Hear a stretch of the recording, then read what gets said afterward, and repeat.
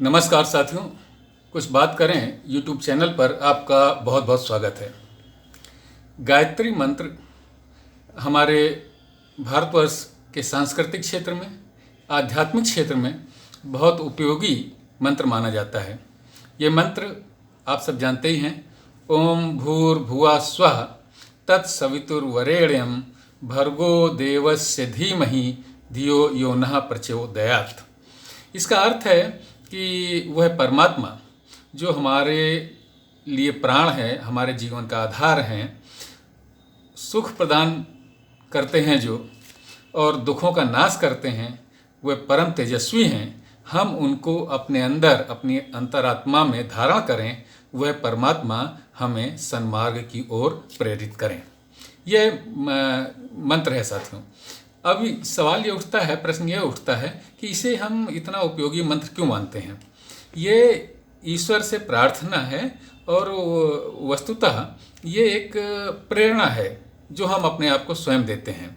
ईश्वर से श्रेष्ठ कुछ नहीं है और हम यही प्रार्थना ईश्वर से करते हैं, अपने अंदर ये भाव जगाते हैं कि वो परमात्मा जो जिसको हम अपने अंदर धारण करते हैं, वो सुख स्वरूप है, दुख का नाश करने वाला है।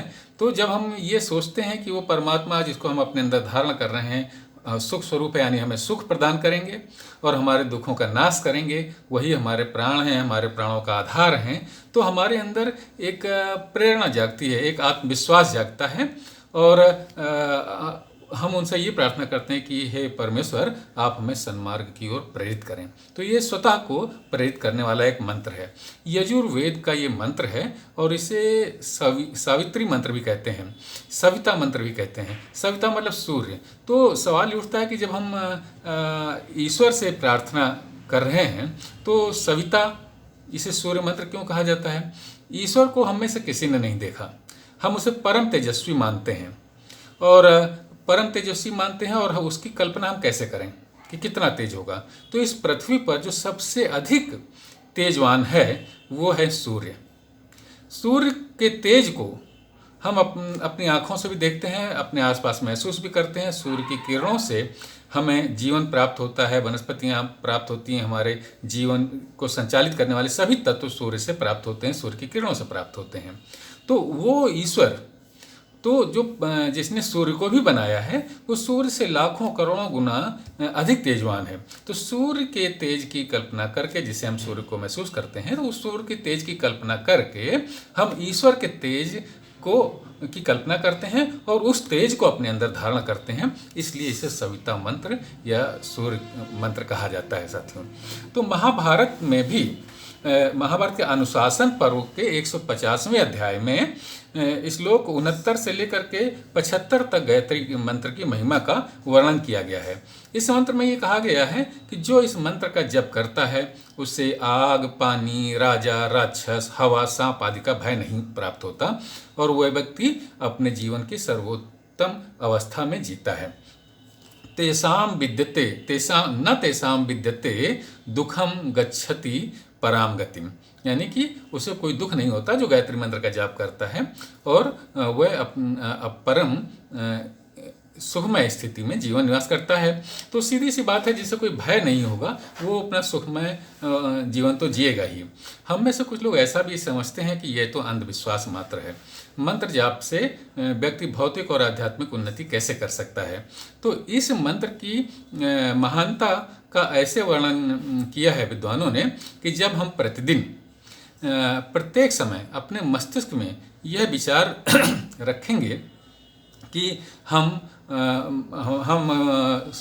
उस सुख स्वरूप और दुख नाशक परमात्मा के तेज से तेजवान हैं और ईश्वर, वही ईश्वर हमें सन्मार्ग की ओर प्रेरित कर रहा है, तो ये ऐसा सोच करके हम अपने आप को प्रेरित कर रहे होते हैं।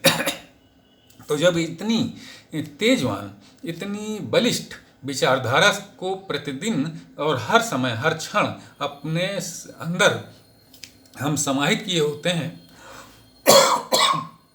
माफ कीजिएगा, तो जब इतने तेजस्वी विचारधारा को हम अपने अंदर समाहित किए होते हैं और उस तेज के साथ हम जीते हैं तो ये हमारे आत्मविश्वास में वृद्धि करता है और हमारे किसी भी कार्य में हमारा आत्मविश्वास ही कार्य करता है। आत्मविश्वास अगर हमारा प्रचंड होगा तो हमें कोई कष्ट नहीं होता, हमारा कोई अनिष्ट नहीं होता। यह एक मनोवैज्ञानिक सत्य है। भगवान श्री कृष्ण ने गीता के 10वें अध्याय में भी 10वें अध्याय के 35वें श्लोक में कहा है कि छंदों में मैं गायत्री छंद हूँ। तो साथियों, ये है गायत्री मंत्र की महिमा, महानता, जिसकी वजह से हम गायत्री मंत्र को बहुत श्रेष्ठ मानते हैं। दोबारा दोहरा दूं कि हम उस परमात्मा को गायत्री मंत्र के द्वारा ही अपने अंदर धारण करने की कोशिश करते हैं, और जब हम परमात्मा को अपने अंदर महसूस करते हैं तो फिर हमसे श्रेष्ठ होने से कौन होगा। साथियों, गायत्री मंत्र का ये विवरण अगर आपको पसंद आया हो तो हमारे इस चैनल को सब्सक्राइब कीजिए। अगर आपने सब्सक्राइब ना किया हो तो अपने प्रियजनों से इसे सब्सक्राइब कराइए, लाइक कीजिए, शेयर कीजिए और अपनी टिप्पणियों से हमें अवगत कराइए। जय हिंद, वंदे मातरम। भारतीय ग्रंथ बहुत श्रेष्ठ हैं, हमें इस पर गर्व करना चाहिए। एक बार पुनः आपको नमस्कार।